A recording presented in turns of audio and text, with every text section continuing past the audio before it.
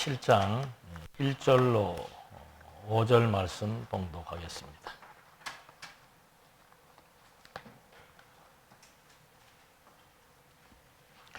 창세기 7장 1절 여호와께서 노아에게 이르시되 너와 내 온 집은 방주로 들어가라. 이 세대에서 내가 내 앞에 의로움을 내가 보았음이니라. 너는 모든 정결한 짐승은 암수 7씩 부정한 것은 암수 2씩 내게로 데려오며 공중의 새도 암수 7씩 데려와 그 씨를 온 지면에 유전하게 하라. 지금부터 7일이면 내가 40주야를 땅에 비를 내려 내가 지은 모든 생물을 지면에서 쓸어버리리라. 노아가 여호와께서 자기에게 명하신 대로 다 준행하였더라.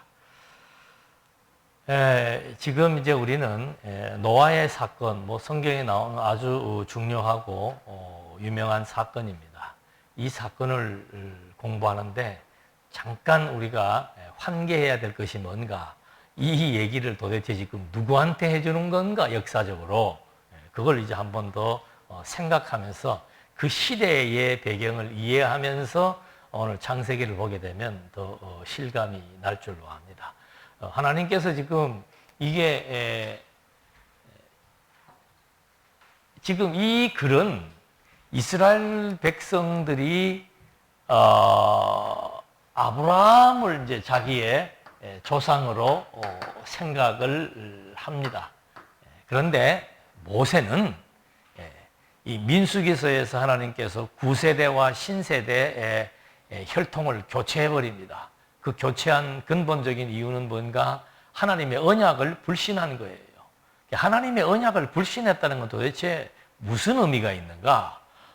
하나님이 이 역사를 진행해 나가실 때 하나님의 언약대로 섭리해 나가십니다. 그래서 하나님의 언약을 불신한다라고 하는 것은 하나님이 역사를 지배하고 주도하고 심판하고 인도하신다는 사실 자체를 부정하는 것이 되고, 그걸 부정한다는 것은 하나님 존재 자체를 지금 부정하는 것과 똑같습니다. 이게 왜 중요할까? 지금 이스라엘 백성들에게 이 말을 얘기하는데, 이 글은 이스라엘 백성들이 지금 어디에 있는가 하면은 여기가 지금 애굽입니다.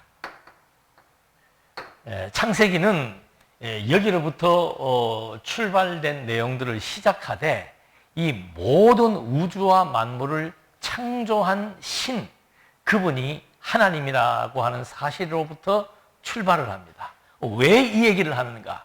지금 이스라엘 백성들은 애굽에서 400년 동안 우상을 섬기며 산 거예요. 태양을 지배하는 신, 물을 지배하는 신, 사람의 생명을 주관하는 신, 농사를 주관하는 신, 모든 인간의 생사, 화복의 모든 것들을 지배하는 것은 애굽의 신이라고, 그래서 애굽의 신들의 종류가 아주 많다고 그랬습니다. 그 애굽의 신으로 지금 백성들은 알고 있죠. 그래서 그들에게 너희들의 참 신은 애굽의 신이 아니라는 사실을 알게 해주려고 애굽에서도 10가지의 재앙을 통해서 하나님이 애굽의 신들이 주관해왔던 태양과 물과 사람의 생명과 가축과 모든 곤충, 모든 것들을 하나님이 지배한다는 것을 알게 했습니다. 그거를 알게 하기 위해서 제일 먼저 꺼낸 화두가 뭔가 하면은 하나님이 우주와 만물을 창조했다. 애굽의 신이 창조주도 아니고, 애굽의 신이 인간의 생명을 좌우하는 것도 아니고, 애굽의 신이 모든 생명체들을 존재하게 하는 것이 아니다는 사실을 설명해 주는 거죠. 그리고 지금 이들이 40년 광야의 길을 거치고 지금 요 모압 땅에 와 있는 겁니다. 요단강 동편에 있는 모압 땅에 이제 광야 생활, 여기 이 가데스라 그러죠. 이 가데스에서 하나님의 언약을 불신했던 세대들을 다 죽게 38년 동안 요거 거치는데 38년 걸린 거예요. 그리고 다시 가데스에 데리고 와서 가데스에서 하나님의 언약을 불신한 사건이 얼마나 중차대한 일인지 그걸 확인시키고 이들을 이제 여기 모압 땅에 데리고 와서 이제 이들은 이 가나안 땅을 정복해야 됩니다. 그러니까 모압 땅의 주둔에 있는 새로운 신세대, 이 세대들은 하나님에 대해서 잘 몰라요. 그래서 이들에게 이 인류의 기원, 우주의 기원으로부터 설명을 시작합니다. 우주의 기원이 도대체 누구로부터인가? 인류의 기원이 어떻게 생성이 되었는지. 그걸 지금 모세는 이 지금 새로운 세대들에게 이스라엘의 역사를 설명하면서 모든 우주와 인류의 기원으로부터 시작하는 거죠. 그러니까 이 엄청난 우주와 인류의 기원을 설명하면서 어디로 집약시키는가? 이 아브라함, 이스라엘의 조상인 아브라함에게 집약이 되고, 아브라함에게 집약된 역사가 이제 이스라엘 민족이 애굽에서 400년을 종살이 했고 애굽에서 해방되었고 그 다음에 광야를 거치면서 하나님이 세대를 교체시켰고 교체된 이 세대들을 바로 이 모압 땅에다 모아놓고 지금 여기 창세기로부터 시작해서 쭉 역사를 전개해 나가는 겁니다. 그러니까 하나님이 이렇게 창세기를 기록하게 한 목적은 뭔가? 애굽에서 출생한 새로운 세대들에게 하나님의 존재가 어떤 존재인지 그걸 확립시켜 주는 겁니다. 가장 큰 거는 뭔가? 우리가 지금 밟고 살고 있는 땅, 보고 있는 하늘, 인간의 모든 육체의 생명을 존재하게 하는 공기와 식물과 동물과 모든 자연계에 대한 기원을 지금 설명한다는 거. 이 이상의 말이 필요 없지요. 하나님이 어떤 분이시냐? 하나님이 어떤 분이시냐? 하나님은 우주와 인류를 창조하신 창조주이시다. 두 번째, 그 하나님은 그러면 어떻게 섭리해 나가시느냐? 그걸 지금 계속해서 보여주는 겁니다. 그래서 섭리하시는데 여기 지금 중간에 노아가 등장해서 노아를 통해서 하나님이 무엇을 어떻게 섭리해 나가시는지를 지금 여기서 새로운 세대들에게 설명해 주고 있는 겁니다. 그러니까 이때의 모든 섭리는 신중심이에요. 유일하신 하나님을 의지하든 이방신을 의지하든 이때 사는 모든 백성들의 문화는 완전 종교적입니다. 그래서 참신을 섬기든 거짓신을 섬기든 신을 섬기는데 하나님의 백성들에게는 참신, 유일신, 그 하나님을 지금 여기에서 설명하려고 하는 겁니다. 자, 그런 맥락 속에서 이 지금 기록한 배경을 잠깐 설명드린 누구에게 지금 이 말을 하는 건가? 그리고 하나님은 무엇을 설명하려고 하는 건가? 그래서 여기서 지금 보니까 이제 6장에서 하나님께서 노아에게 방주를 만들라고 지시했습니다. 그 지시한 대로, 그리고 방주 안에다가 호흡이 있는 짐승들을 다 이제 함께 넣을 것을 하나님이 명령했습니다. 그런 명령대로 이제 하나님께서 노아에게 홍수가 시작되기 일주일 전에 노아에게 하나님께서 방주로 들어가라고 명령하는 겁니다. 그러면서 하나님이 말씀하시는 것이 뭔가 하면은 들어가라 해놓고는 들어가라고 하신 이 직접적인 이유를 또 설명합니다. 이 세대에서, 이 세대는 어떤 세대입니까?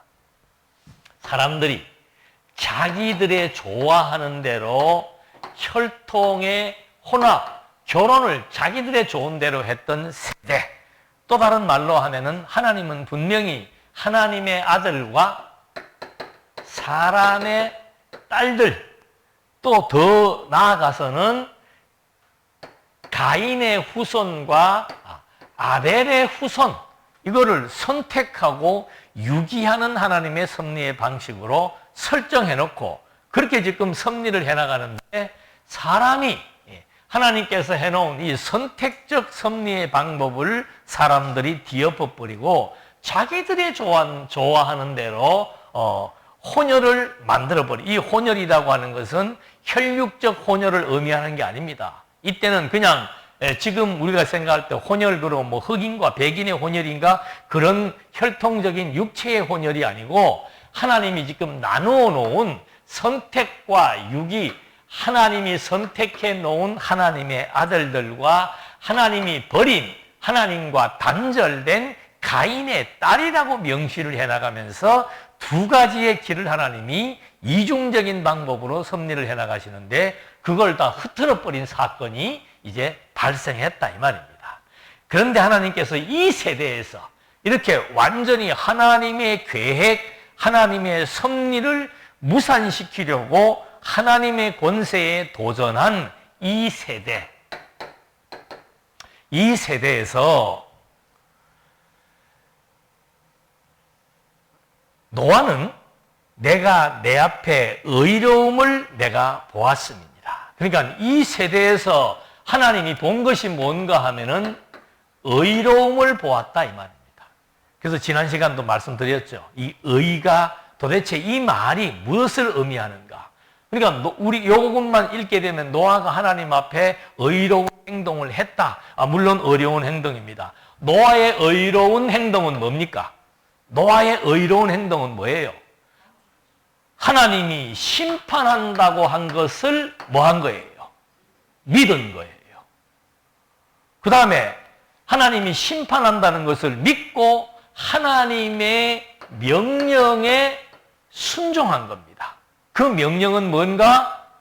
방주를 120년 동안이나 그 중심이 흐트러지지 않은 거예요. 거의 뭐 우리로 말하면 일생이에요.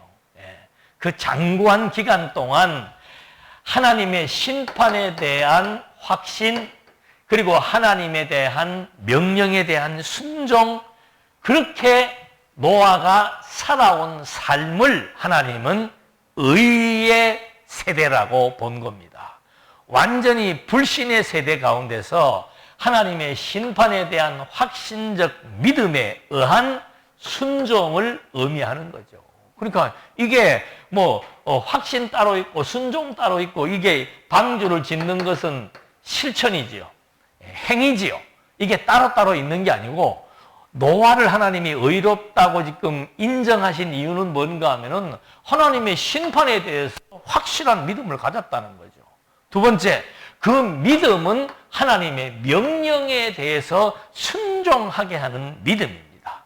그 순종은 하나님께서 방주를 지으라고 한 것을 실제로 제작하게 되는 믿음의 행위를 의미하는 거죠. 그러면 이것만 보면은 노아의 의라고 우리가 해석을 할 수 있습니다. 그런데 우리가 그 앞의 내용을 보면은 하나님께서는 노아에게 뭘 주셨다 그랬습니까? 은혜를 주셨다 이 말입니다. 노아는 하나님의 은혜를 받은 자다. 그러면 하나님의 은혜를 받은 자라 해놓고는 그 뒤에 뭐가 나와 있습니까?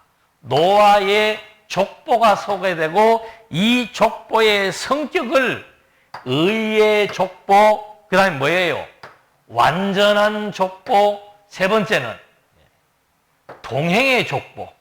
다시 말하면은 노아의 혈통을, 하나님이 은혜를 주신 노아의 혈통을 의의 혈통, 완전한 혈통, 동행하는 혈통이라고 하나님이 규정을 해줬다 그랬습니다. 그래서 우리가 거슬러 또 올라가 보면은 여기 지금 등장하는 아담은 하나님의 형상이라고 그랬습니다. 하나님의 아들이라고 그랬습니다. 그 아담의 형상 따라 셋을 놓고 셋이 에노스를 놓았을 때, 여기 에노스가 등장을 합니다.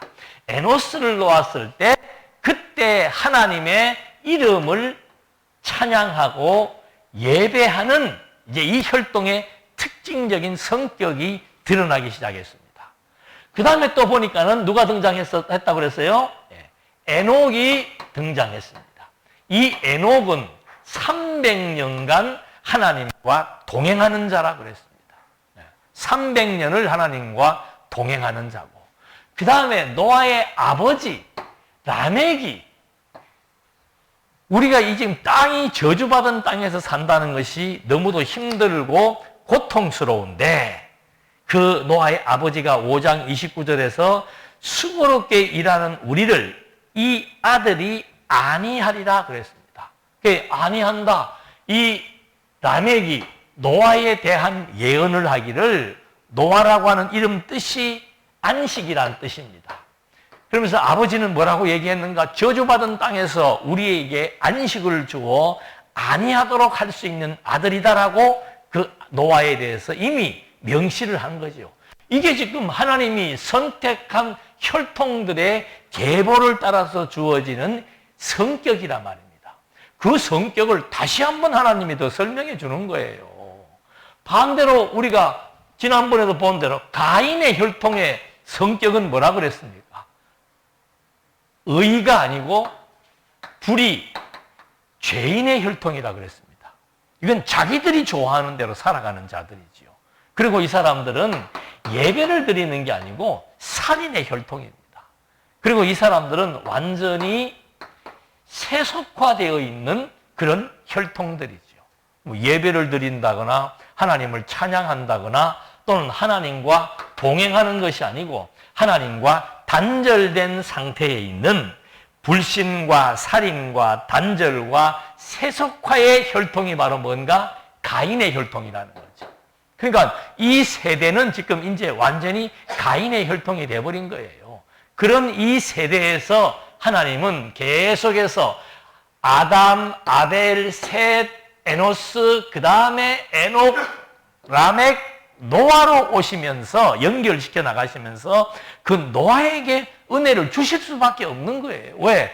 이것이 하나님의 언약의 혈통이기 때문에, 하나님의 언약은 영불변하기 때문에 온 세대가 다 하나님을 불신해도 하나님이 지금 지명한, 하나님이 선택한 이 은혜의 혈통은 그대로 유지되도록 하나님이 섭리해 나가시는 거예요. 그래서 하나님이 노아에게 은혜를 주셔서 무엇을 깨닫게 했는가? 이 혈통은 의의 혈통, 불의의 혈통, 죄의 혈통이 아니고 의의 혈통이고, 하나님과 단절된 것이 아니고 하나님과 완전히 동행하며 하나님께 예배하는 완전한 혈통인 것을 여기에서 명시해 준 겁니다. 그러니까 이것에 의해서 이런 혈통이니까 노아가 어떻게 되는 거예요? 이 세대에서 의로운 자라고 하나님이 평가해 주는 거죠. 이 혈통이기 때문에 노아는 하나님으로부터 은혜를 입었고, 그 은혜를 입었기 때문에 심판에 대한 확신이 생긴 거고. 그러니까 요즘도 그러죠. 신약 시대에서도 믿음은 내가 믿는 것이 아니고 하나님의 선물이라고 얘기한. 이 선물은 거저 주신 은혜예요. 우리가 하나님을 믿고 산다, 이거 지금 내가 믿는 게 아니에요. 하나님이 믿음의 씨앗을 준 거지요. 그 믿음의 씨앗을 왜 주었는가? 아무에게나 주는가? 아니라 이 혈통이기 때문에 믿음의 씨앗을 주어서 그 믿음으로 말미암아 온 세대가 불신하는 심판에 대해서 노아는 믿어지도록 역사하신 하나님의 은혜. 믿어지니까 하나님의 명령에 순종할 수밖에 없지요. 하나님의 명령에 순종한다는 것은 이념이나 개념이 아닙니다. 실제로 제작하라고 하는 방주를 장구한 기간을 걸쳐서 꾸준하게 인내하면서 그거를 실천하는 믿음의 행위가 나타나도록 섭리한 것. 이것이 노아를 하나님이 평가하는 의의 기준이지요. 그래서 이 의가 이제 7장 1절에서 하나님께서 그 의를 보았다는 겁니다.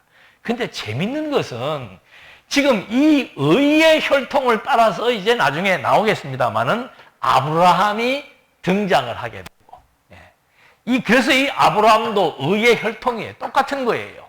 의의 혈통으로 아브라함이 등장을 했고, 아브라함의 씨가 번성되어져서 형성된 하나님의 백성들에 대한 정체성, 이들을 하나님은 하나님의 의로 생육하고 번성한 하나님의 아들이며 하나님의 백성이라고 규정을 해준다 이 말입니다.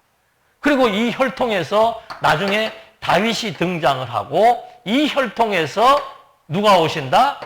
하나님의 아들 예수 그리스도가 등장하시는데, 참 이런 배경을 알고 로마서를 이해하면 너무 멋진 거예요. 지금 노아에게 나타난 하나님의 의는 하나님의 선택한 혈통을 따라서 주어지게 된 것이고, 이 혈통을 하나님이 선택해서 이 선택한 혈통에서 나온 노아에게 하나님이 은혜를 입혀서 노아로 하여금 이렇게 확신과 순종과 믿음의 행위를 하나님이 하도록 해놓고서는 노아를 하나님이 어떻다? 의롭다고 말씀하신 거라 이 말입니다. 근데 로마서에서 하는 얘기가 뭡니까? 이 죄악의 세상에, 사망의 세상에 뭐가 나타났다? 하나님의 의가 나타났다 이 말입니다. 그러니까 이 시대에 하나님의 의가 나타난 것은 누구를 통해서? 노아를 통해서 나타난 거예요. 완전히 불신의 세대, 죄악의 세대, 사망의 세대에 나타났던 하나님의 의는 노아를 통해서 나타났던 것처럼 지금 이 시대에도 똑같은 거예요. 완전히 죄악의 세대, 사망의 세대에 하나님의 의가 나타났는데 누구를 통해서? 그리스도를 통해서 하나님의 의가 나타나서 그리스도가 실제로 죄에 대해서 죽으시고 의에 대해서 살으심으로 말미암아 이 죄악 가운데 사망한 자들에게 의와 생명을 얻게 하시는 하나님의 의의 사역을 실천한 것이라 이 말이죠.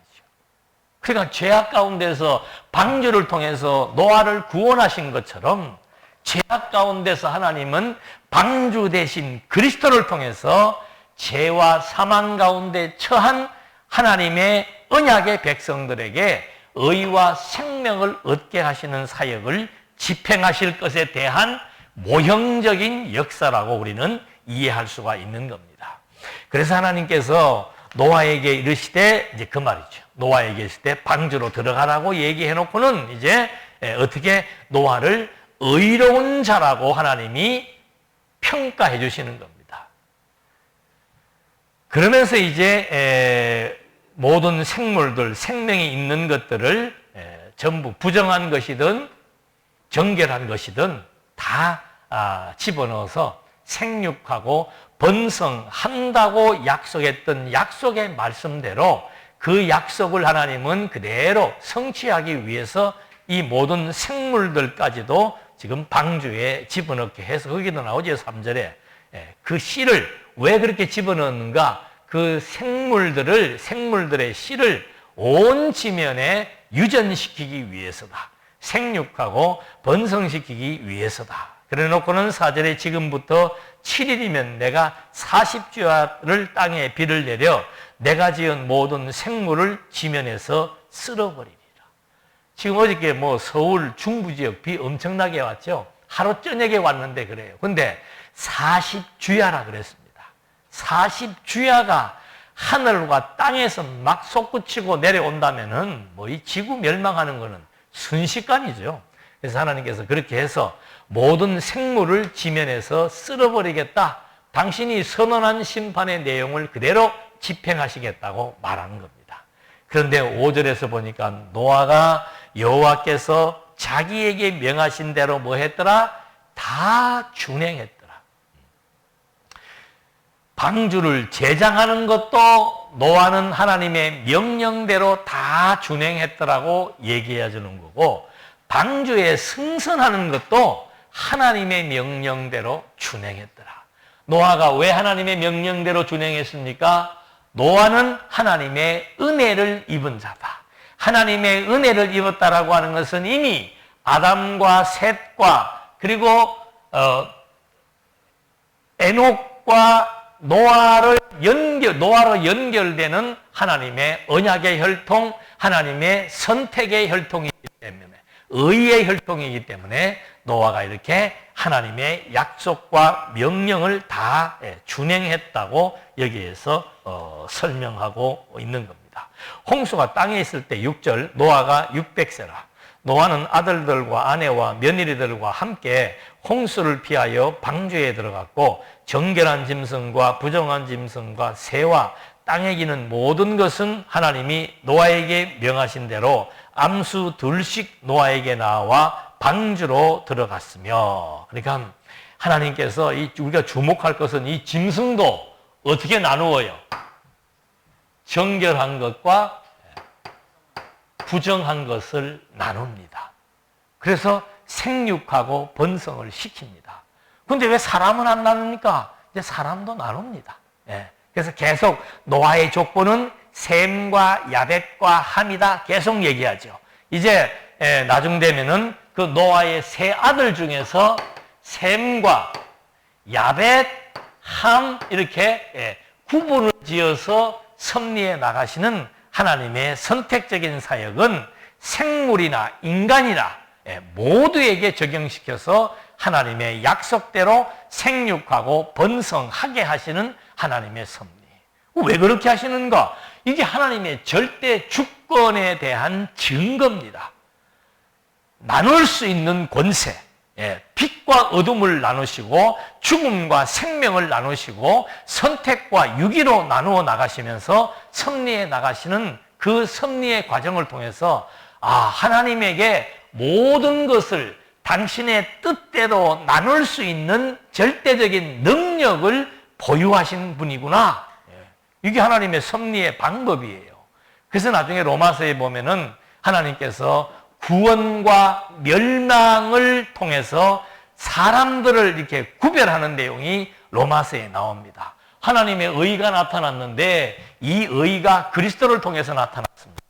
그러면 누구든지 그리스도를 믿고 모든 인류가 다 그리스도를 믿고 구원에 얻는 것이 아니고 그리스도를 믿는 혈통이 있고 그리스도를 불신하는 혈통이 있다는 거예요.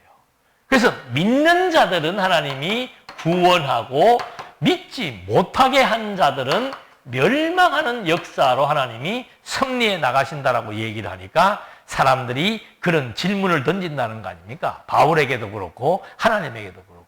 하나님 왜 그렇게 하십니까? 왜 누구는 구원하고 왜 누구는 멸망하십니까? 라고 질문한다 그랬죠. 그때 바울이 한 얘기는 인간이 무슨 선택이 있고 인간 스스로가 무슨 결정권이 있고 인간 스스로가 그런 문제에 대해서 하나님 앞에 질문할 그런 권한 자체가 없다라고 일단 말해 주었지만은 하나님은 이런 질문에 대해서 입을 봉하기 위해서 언제부터 인류를 선택하고 구원하기 시작한 겁니까? 잊어버리면 안 되는 거예요. 언제부터? 아담이 타락한 이후로부터예요. 아담이 타락하기 이전에는 선택 유기가 없었어요. 아담이 타락한 이후로부터 그 타락을 통해서 기준해서 하나님이 타락함으로 말미암아 모든 인간이 죄인이 되었고 모든 인간이 사망에 이르게 되었는데 거기에서 하나님은 가인과 아벨을 등장시켜서 아벨은 하나님이 제사를 받고 가인의 제사는 받지 않으시면서 선택과 유기의 역사를 시작해 나가시더라. 그래서 그 다음에 인류 세대에 와가지고는 하나님의 아들과 사람의 딸들로 구분하기 시작을 했고 그 다음에는 온 세대를 멸해버리고 노아를 구원시키면서 나중에 가면 노아의 세 아들을 또 구분하면서 하나님의 섭리 역사는 영원한 세계도 마찬가지예요. 나중에 그리스도가 이 땅에 오셔서 이 우주적인 심판을 할 때도 그리스도를 믿었던 사람들에게는 영원한 생명을, 그리스도를 불신했던 사람들에게는 영원한 사망을 얻게 해서 천국과 지옥이라고 하는 영원한 본질의 세계에서도 양분화시키는 하나님의 섭리 역사. 이게 창조주의 권세요, 절대 주권자에 대한 권세 표현이다 이 말입니다. 내가 물건을 만드는 사람인데 내 마음대로 이렇게 만들 수도 있고 저렇게 만들 수도 있지 않느냐. 아니 내가 우주와 만물, 우주의 기원이며 만물의 인류의 기원이 되시는 하나님께서 인류를 처음 만들 때부터 이렇게 구분해서 만드는 그것이 뭐가 잘못이냐. 나에게 그런 권세가 없다면은 당신은 절대 주권자가 아니라고 하는 사실을 우리는 반증할 수 있는 겁니다. 이래서 하나님께서 암수를 더군다나 정결하고 부정한 것까지 다 구별시켜서 방주로 들어가도록 섭리해 나가시는 하나님의 섭리 역사. 그래서 이제 이 사건 이후로부터 인류의 세계가 새로운 판도로 구성되게 되는 겁니다.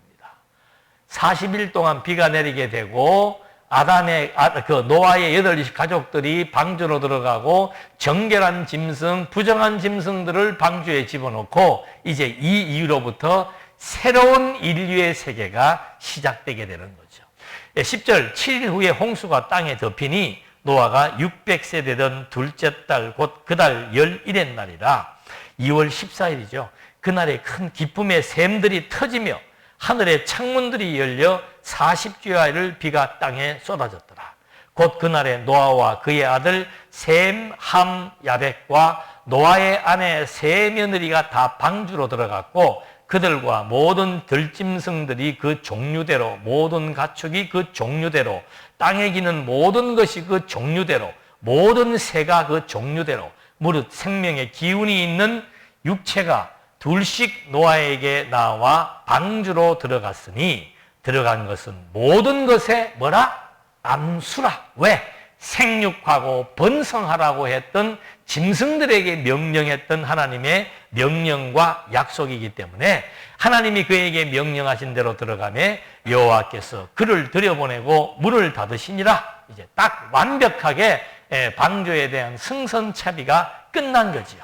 이제 홍수가 땅에 40일 동안 계속된지라 물이 많아져 방주가 땅에 떠올랐고 물이 더 많아져 땅에 넘침에 방주가 물 위에 떠다녔으며 물이 땅에 더욱 넘침에 천하의 높은 산이 다 잠겼더니 물이 불어서 10여 규빗이나 오르니 산들이 잠긴지라. 땅 위에 움직이는 생물이 다 죽었으니 곧 새와 가축과 들짐승과 땅에 기는 모든 것과 사람이라. 육지에 있어 그 코에 생명의 기운의 숨이 있는 것은 다 죽었더라. 지면의 모든 생물을 쓸어버리시니 곧 사람과 가축과 기는 것과 공중의 새까지라. 이들은 땅에서 쓸어버림을 당하였으되 오직 노아와 그와 함께 방주에 있던 자들만 남았더라. 물이 150일을 땅에 넘쳤더라. 40일 동안 비가 와서 모든 것을 잠기게 해놓고 120일 동안 물에 잠기게 한 거예요. 지금 우리 며칠 비가 오고 습해지니까 전기 접촉도 잘 안 되고 이것뿐입니까? 온통 주변에 물난이 난 데가 많은데 지금 이렇게 거의 40일 동안 비 오고 150일 동안 침수가 된 상태에서 방주만 물 위에 떠 있고 방주 안에 있는 생물들만 존재하게 된 거죠. 여러분, 우리가 지금 이스라엘 백성이라고 한번 상상을 해보시면서 요단강을 바라보고 모압 땅에 서 있으면서 모세가 이 새로운 세대들에게 이 얘기를 지금 해주고 있다고 한번 상상해 보십시오. 여러분은 이 얘기를 들으면서 어떤 생각이 들겠는가? 와, 진짜로 하나님은 우주와 만물을 창조하시고 인간을 창조하신 창조주로서 당신에게 무엇이 있다? 심판의 권한이 있구나. 당신이 심판하겠다 했으면 그 대상들에게 심판할 수 있는 권능도 있구나.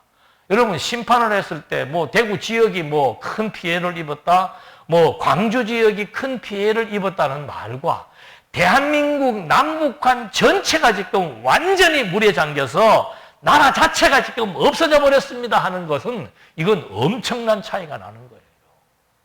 그래서 지금 이스라엘 백성들은 어느 한 나라가 없어진 게 아니고 어느 한 민족이 없어진 게 아니고 지상 위에 존재했던 인간과 생명체 모든 것이 다 하나님의 심판 앞에 완전한 멸절을 당했구나.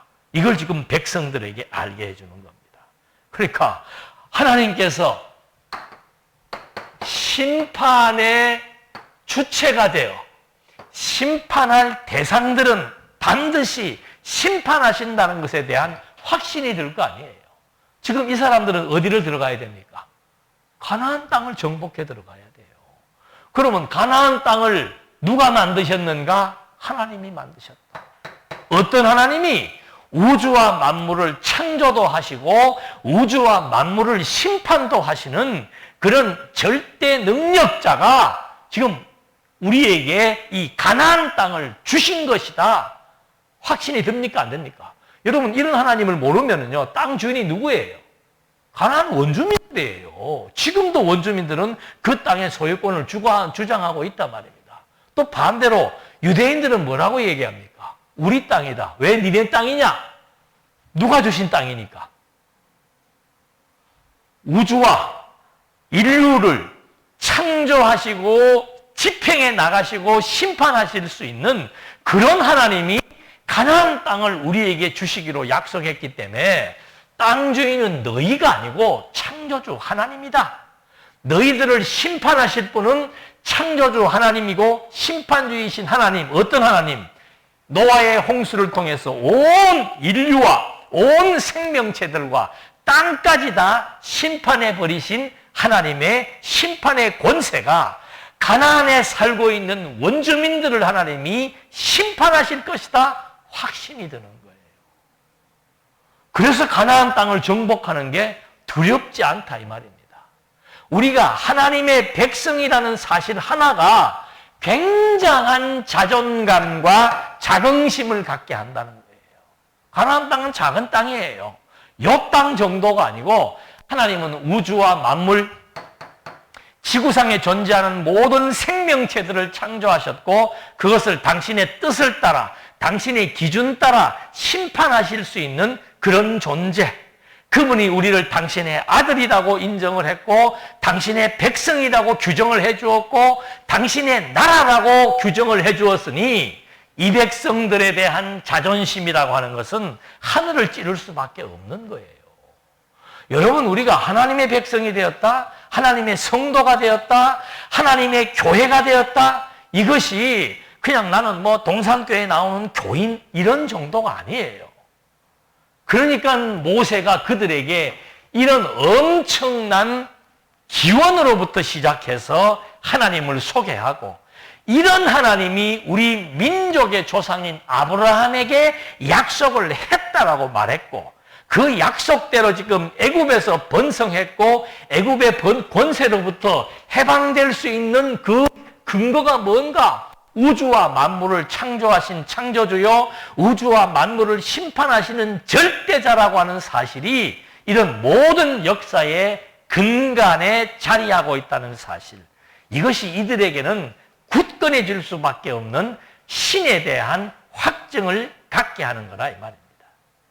그래서 지금 이 노아의 사건이 그 시대의 사건이 아니고 그 시대에만 국한된 의미가 부여되는 사건이 아니고 실제 모세는 모압 땅에 서서 가나안 땅을 정복해야 되는 그들을 향해서 왜 여기를 정복해야 되느냐? 우리는 도대체 누구인가? 우리가 믿는 신은 어떤 신이며 그 신과 우리는 어떤 관계인가? 이걸 확실히 지금 규정해주고 규명해주고 있는 거죠.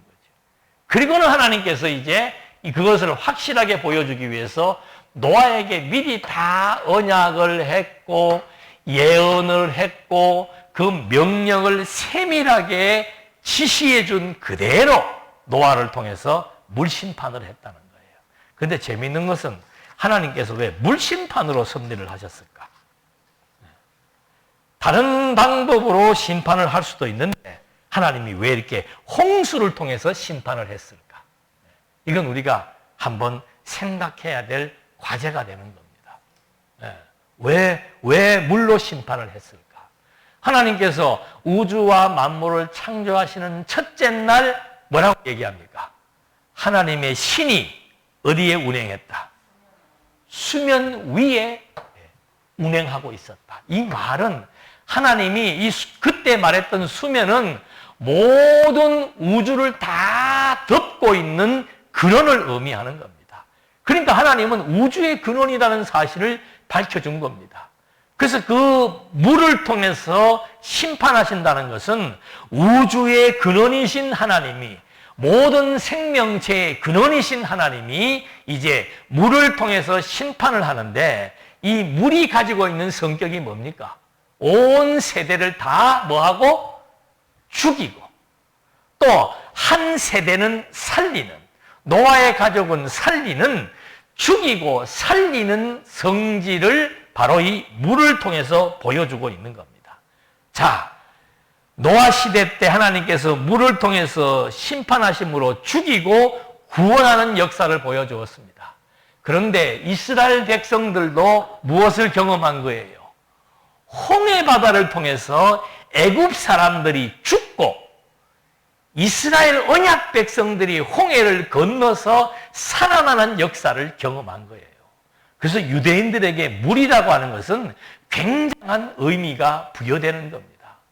그 의미가 바로 뭔가? 이스라엘 백성들에게 제사 규례를 주어가지고 불결한 사람들, 부정한 사람들을 물로 씻으라고 얘기하는 거예요. 물로 부정과 불결을 씻음으로 말미암아 거룩한 성결한 자가 되게 하시는 하나님의 규례, 이것이 이스라엘 백성들에게 제사로 주어진 거죠. 그 제사의 규례가 쭉 연결되어 오면서 예수님의 당시에도 세례를 베푸는 일들이 허다했다는 거예요. 그래서 세례 요한이 요단강가에서 세례를 베푼다는 그 의식의 의미는 바로 뭔가? 물에 잠기는 것은 죽음을 의미하고 물에서 다시 위로 올라오는 것은 삶을 의미한다는 겁니다. 그런데 예수님이 오셔가지고 요단강가에 와서는 세례 요한에게 세례를 받으시지요. 왜 세례를 받으시는 거예요? 예수님이 왜 세례를 받으십니까? 세례 요한이 놀래가지고 내가 세례를 받아야 되는데 왜 당신이 세례를 받습니까? 그건 다른 의미가 아니에요.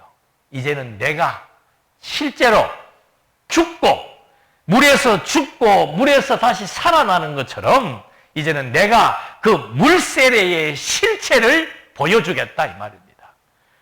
그래서 물이라고 하는 것은 죽고 사는 것을 의미하는 거예요.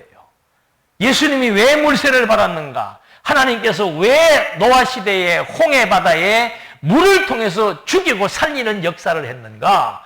그건 물을 통해서 그리스도가 물의 실체로 오셔서 당신이 직접 죽으시고 부활하심으로 말미암아 자기 백성들도 죄에 대하여 죽고 의에 대하여 살게 하기 위한, 바로 물이 죽음과 생명을 의미하는 것처럼 성경대로 물에서 죽고 부활하는 것처럼 성경대로 예수님께서 죽으시고 성경대로 부활하사 바로 물세례의 의미, 물세례의 역사를 실체적으로 성취해서 증거해 주는 거라 이 말이죠.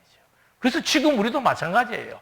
그리스도로 말미암아 그리스도의 죽음과 부활을 통해서 우리들이 새 생명을 얻은 자들은 날마다 우리도 옛사람을 죽이고 새 사람으로 살아가는 그리스도인들의 삶의 방식은 이 몸을 벗을 때까지 지속적으로 유지된다는 사실도 확인해 볼 수 있는 거죠. 오늘 우리가 연구한 것은 두 가지입니다. 첫째는 노아의 의가 무엇인가? 두 번째는 왜 물로 심판을 하나님께서 하셨는가? 라고 하는 것에 대한 생각을 정리해 보시면서 이제 마치도록 하겠습니다. 기도하시겠습니다. 은혜와 사랑이 풍성하신 하나님 아버지, 정말 이스라엘의 역사를 통해서 이스라엘 민족에게 하나님이 우주의 근원이며 생명의 근원이라는 사실을 보여주었고 심판의 주체가 된다는 사실을 확실하게 증명해 준 것처럼 오늘 살아가는 우리들에게 하나님의 뜻이 우리들로 하여금 새 생명을 얻게 했고 하나님의 심판의 섭리가 우리들로 하여금 구원의 반열에 서게 했다는 사실을 또 한 번 확인해 보면서 하나님의 백성이 된 것이, 하나님의 교회가 된 것이, 그리스도인으로 살아간다는 것이 얼마나 대단한 자긍심이 된다는 사실 또 한 번 확인해 보며 우리에게 주어진 인생길 당당하게 힘있게 살아갈 수 있도록 인도해 주시옵소서. 예수님의 이름으로 기도드립니다. 아멘.